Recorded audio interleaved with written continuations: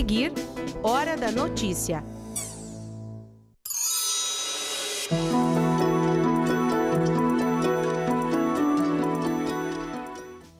As demandas dos municípios gaúchos definidas como prioridade junto ao governo do estado. Esse é um dos assuntos do quadro Fatos Políticos de hoje. Você está atento aos cuidados que deve ter com a pele durante o verão? A gente vai te mostrar que esses cuidados vão muito além do protetor solar. Na série de entrevistas sobre adoção, hoje vamos falar sobre as mudanças na legislação. Nosso convidado aqui no estúdio é o juiz Marcel Andreatta. E ainda na série de dicas daqueles lanches saudáveis para o verão, hoje nós vamos mostrar o preparo de um sanduíche de atum. Hoje é quinta, 18 de janeiro, é hora da notícia.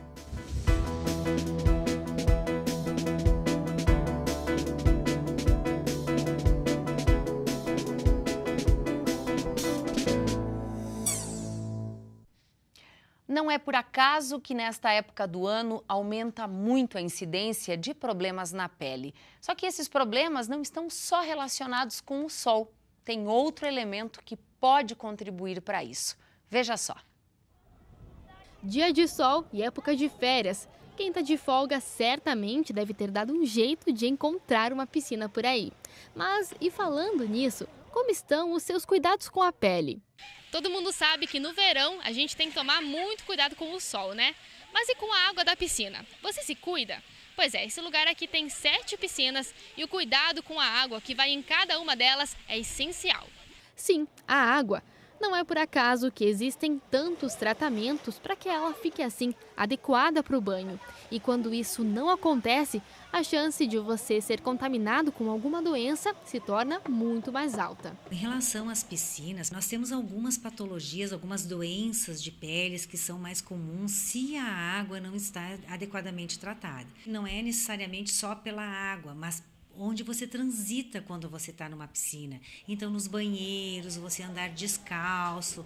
A umidade e o calor são meios propícios para o fungo. O fungo gosta de calor e umidade, então ele tende a proliferar nesses meios. Então, você pode, nessa situação, adquirir uma micose. Também por ficar com o calção de banho muito tempo úmido, o biquíni, você cria um meio na tua pele também de proliferação, de contaminação. Também as foliculites, vai pelo mesmo caminho de você ficar com a roupa úmida molhada. Desde 2009, o exame médico para frequentar piscinas não é mais obrigatório aqui em Passo Fundo. A decisão veio de uma lei municipal que estabeleceu regras específicas para o tratamento da água.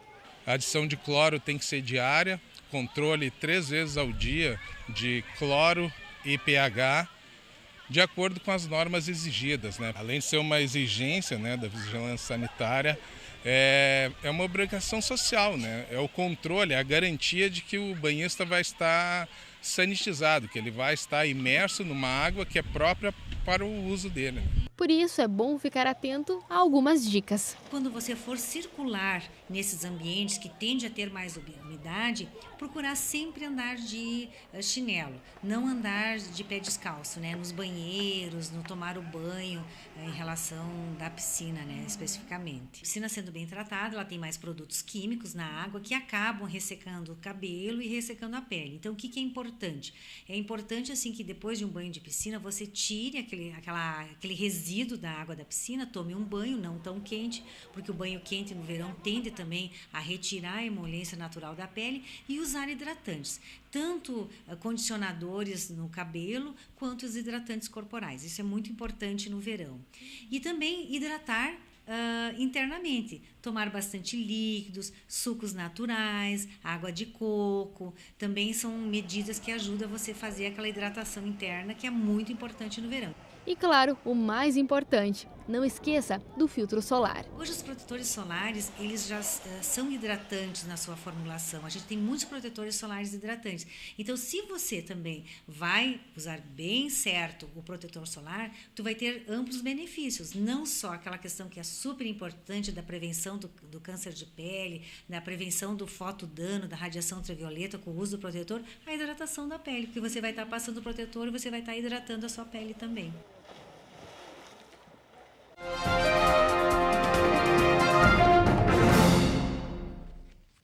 Os municípios gaúchos já definiram o que deve ser prioridade para ser tratado junto ao governo do estado agora em 2018. E esse é um dos assuntos do quadro Fatos Políticos de hoje com a jornalista Zulmara Colucci. Zulmara.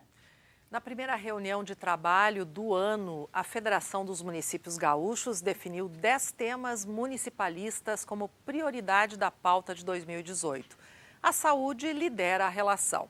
A quitação dos repasses atrasados foi definida pelos gestores como prioridade.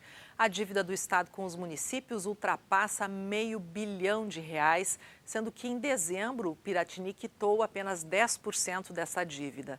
Na educação, uma boa notícia. O governo do estado pagou esta semana o valor complementar de R$2 milhões para a realização de transporte escolar extra, em função do calendário estendido das escolas por conta da greve dos professores no ano passado. Esta situação motivou os prefeitos a incluírem na lista de demandas a pactuação do calendário escolar para 2018 com o governo do estado. E amanhã, as prefeituras de todo o país receberão um novo repasse do Fundo de Participação dos Municípios, o FPM, com valor bruto de R$1,470 bilhão. O montante faz referência ao segundo repasse de janeiro, que é 14,08% maior do que a estimativa publicada pela Secretaria do Tesouro Nacional. Entretanto, a Confederação Nacional dos Municípios recomenda cautela aos gestores municipais com as finanças, sobretudo nos primeiros meses do ano, tendo em vista que o cenário político e econômico brasileiro ainda se demonstra muito instável. Por fim, segue a novela da posse da deputada Cristiane Brasil no Ministério do Trabalho. O Tribunal Regional Federal da 2ª Região do Rio de Janeiro negou mais um recurso apresentado pelos advogados da parlamentar, que está impedida pela Justiça de tomar posse. O próximo passo, tanto dos advogados da deputada quanto da Advocacia Geral da União, é recorrer ao STF. Zulmara, obrigada pelas informações, bom trabalho para você e até a próxima quinta-feira. Obrigada, Thaís. Obrigada. A nova lei da adoção, sancionada em novembro do ano passado pelo presidente Temer, traz mudanças que buscam acelerar o processo de adoção e fixa prazo máximo de 4 meses para que a Justiça autorize. Bom, com essa nova legislação, crianças e adolescentes com deficiência, com doença crônica e grupos de irmãos, por exemplo, vão ter prioridade para serem adotados. O texto estabelece ainda que pais adotivos tenham os mesmos direitos trabalhistas de pais sanguíneos, como licença maternidade, estabilidade provisória após adoção e direito de amamentação.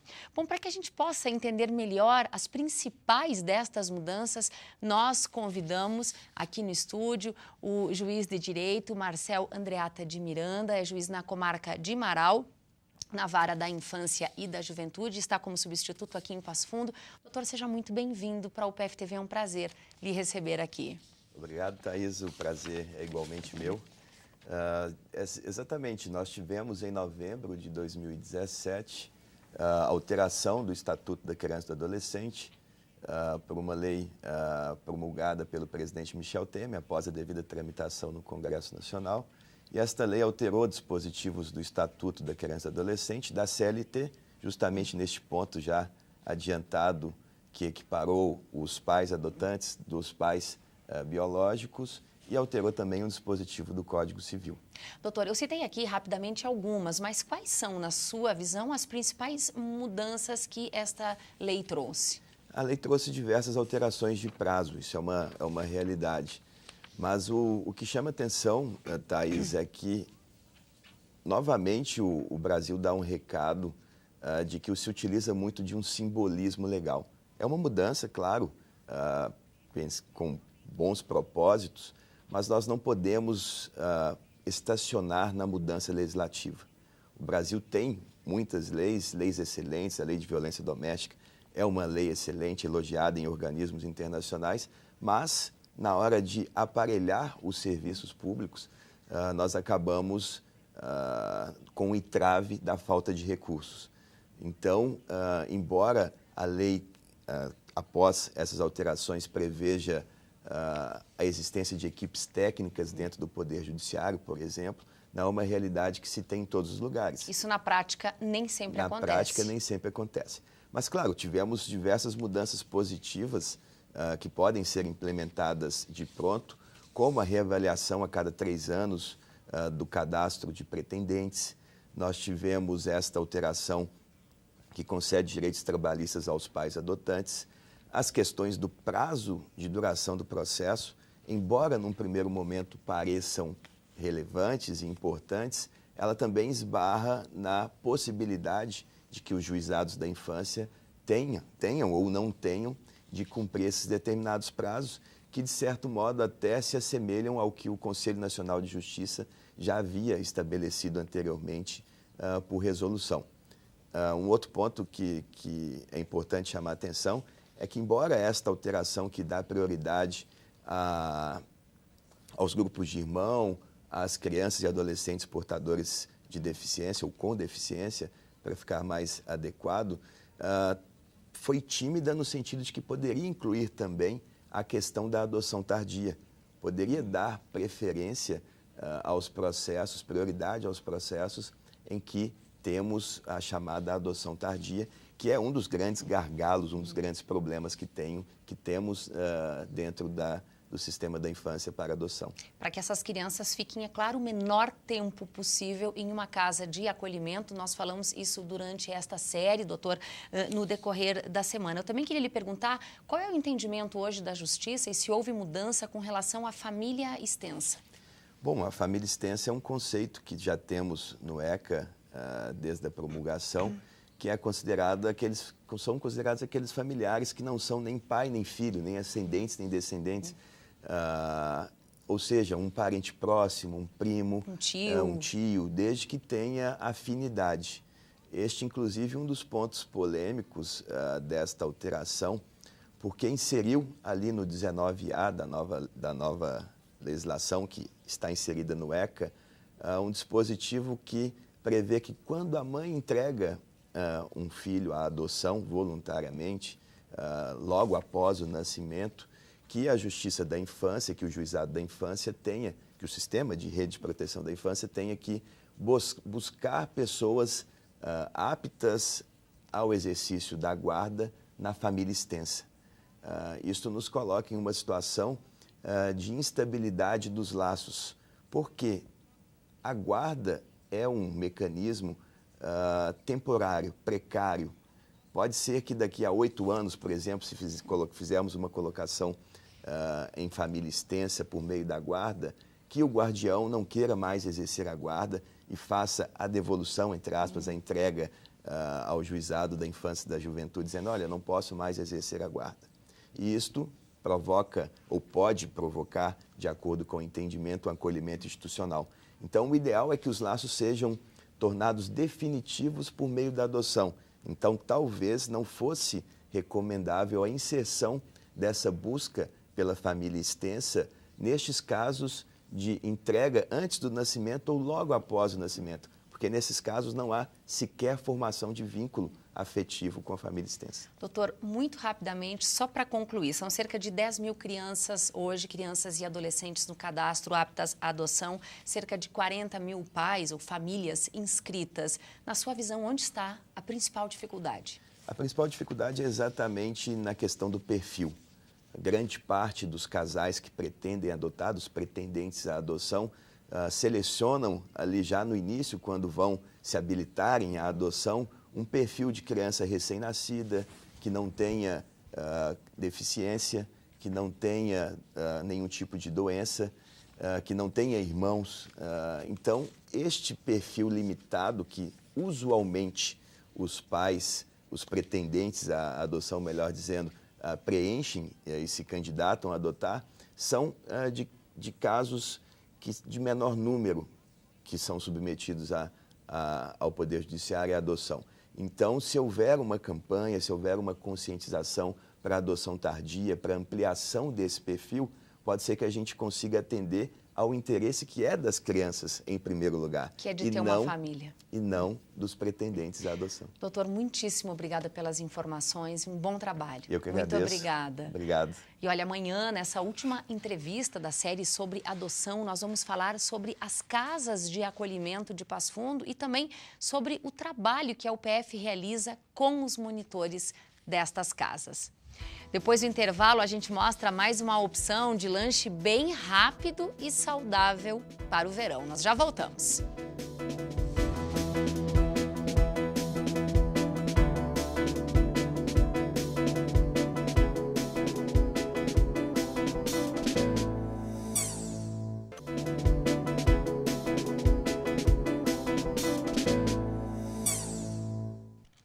O resultado do Enem 2017 já está disponível. Para acessar a nota, é só entrar na página do participante, informar o CPF e a senha que foram cadastrados no momento da inscrição.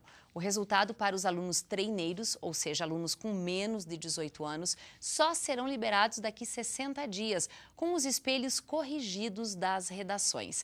A data anunciada para a divulgação era dia 19, mas o Ministério da Educação resolveu antecipar a divulgação em um dia. Uma resolução do Ministério da Educação agora autoriza o uso do nome social de travestis e transexuais nos registros escolares da educação básica. O nome social é aquele que os travestis ou trans optam por ser chamados de acordo com a sua identidade de gênero, ou seja, da maneira com que eles se sentem. A norma quer propagar o respeito e minimizar estatísticas de violência e abandono da escola em função do bullying, do assédio, de constrangimentos e de preconceitos. A resolução ainda será publicada no Diário Oficial da União. O norte do Rio Grande do Sul está em alerta nesta quinta-feira para risco de chuva intensa. O alerta foi feito pelo Instituto Nacional de Meteorologia e vale para 148 municípios gaúchos, onde pode ter também o corte de energia elétrica, queda de galhos de árvores, alagamentos e descargas elétricas. Veja agora, então, como fica o tempo nos próximos dias.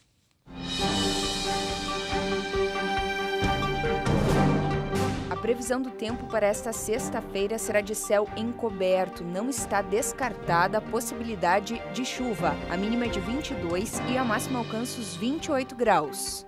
No sábado, o tempo permanece fechado com pancadas de chuva e trovoadas. A mínima é de 20 e a máxima não passa dos 26 graus. Os trabalhadores nascidos em janeiro e fevereiro já podem sacar o abono salarial a partir de hoje. Quase 3.600.000 trabalhadores da iniciativa privada e servidores públicos têm direito ao PIS/PASEP. O governo estima injetar 2,6 bilhões na economia com o pagamento desse benefício. Para saber se você tem direito, basta acessar o portal do Ministério do Trabalho, nesse endereço que aparece aí na tela, ou com o cartão Cidadão nas agências lotéricas ou da Caixa Econômica Federal. Os benefícios que não forem sacados vão retornar ao Fundo de Amparo ao Trabalhador. Um lanche leve, de baixa caloria e que você faz bem rapidinho. Na nossa quarta receita, preparada por uma professora aqui do curso de nutrição da UPF, nós vamos mostrar como fazer um sanduíche de atum. Olha só. A nossa dica de lanche saudável para hoje é um sanduíche de atum. Os ingredientes são 8 fatias de pão integral, uma lata de atum escorrido, uma maçã verde picada, tempero verde a gosto, 2 colheres de sopa de iogurte natural, meia colher de sopa de maionese e uma pitada de páprica. Agora, nós vamos misturar os ingredientes. Em uma tigela, misture o atum, a maçã picada, tempero verde a gosto, iogurte natural, a maionese e uma pitadinha de páprica doce. Agora, nós vamos misturar os ingredientes para a gente conseguir uma mistura bem homogênea. E agora é hora de montar os sanduíches. Nós vamos colocar uma fatia de pão e vamos colocar essa mistura em cima da fatia de pão, espalhando bem. E agora a gente vai cobrir com outra fatia de pão. E aqui está o nosso sanduíche.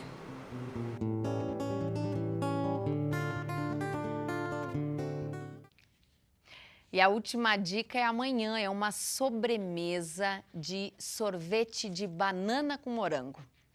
Você precisa mais do que músculos grandes para se tornar um fisiculturista. Se existe algum interesse ou mesmo curiosidade pela hipertrofia e musculação, é possível aprender a treinar e a comer direito para construir músculos, sempre aliando foco à dedicação. Quer entrar no mundo do fisiculturismo profissional ou tem curiosidade?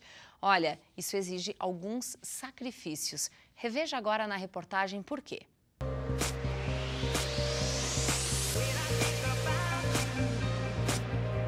Eu amo.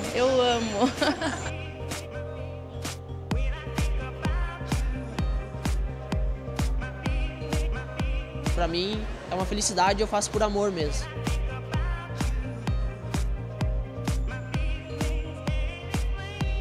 As falas se repetem, eles são loucos pelo bodybuilding, em português, o fisiculturismo, que é um esporte, também um estilo de vida para o Leonardo, de 19 anos, e para a Aline, de 28 anos.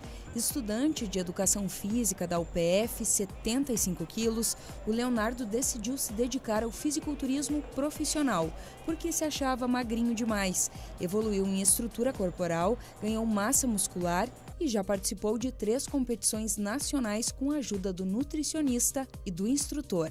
Eu sou na categoria Men's Physique Júnior, até 23 anos. Eu participei de 3 campeonatos esse ano, que foram o Estreantes, Gaúcho e uma Copa de Bodybuilding e Fitness, que foi agora no final do ano. No Estreantes eu fiquei em 3º lugar na categoria Júnior, no Gaúcho eu fiquei top 6 e na Copa de Bodybuilding e Fitness não fiquei nem dos top 6. Mas tá aí batalhando. Nós estamos aí, sempre na luta. Pra mim é sempre aprendizado.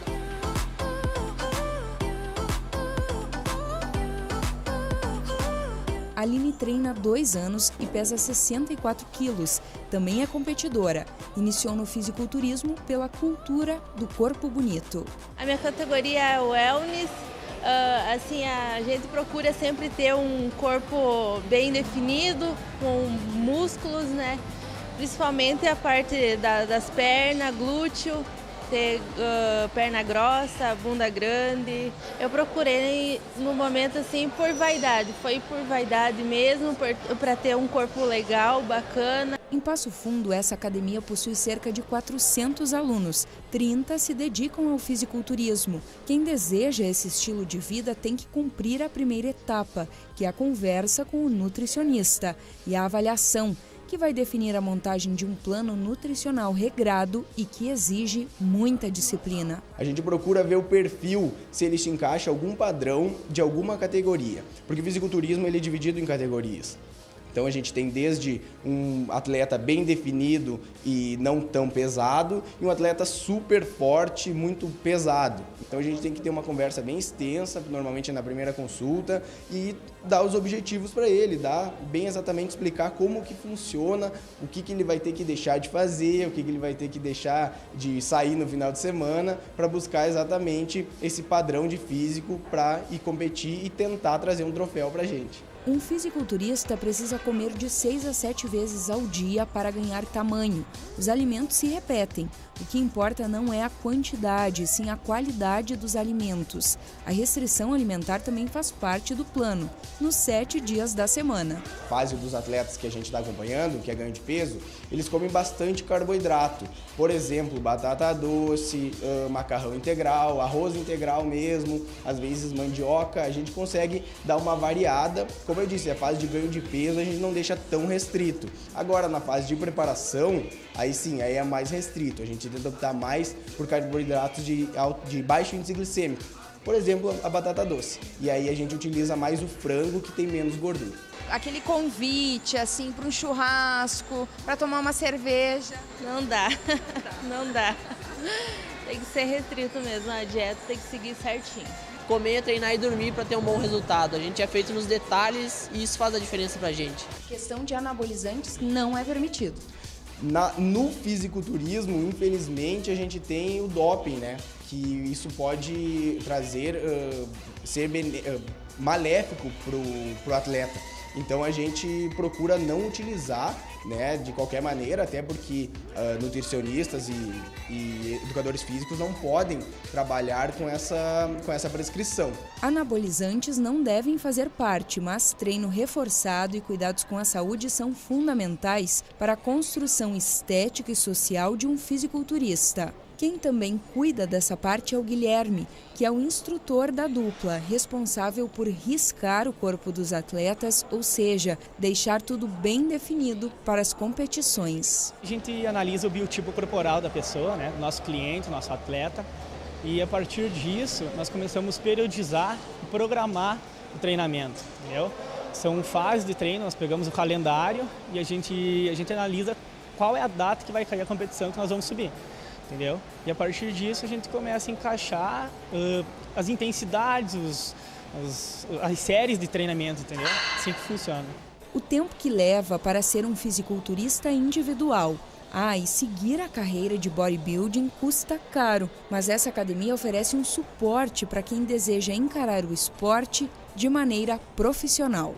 Você tem que pagar um personal, normalmente, um nutricionista, mais o custo da academia e a parte da dieta, da nutrição, o valor é um pouco alto, né? No entanto, nós aqui temos nossos atletas, a gente fez uma parceria entre o treinador, o Guilherme, o nosso nutricionista, o Daniel, e nós, juntamente à academia, para facilitar um pouco mais, né? Eu indico, sabe, procurar musculação, procurar fazer uma alimentação saudável. Agora eu volto, estamos iniciando a preparação de novo para esse ano a gente ir com tudo mesmo.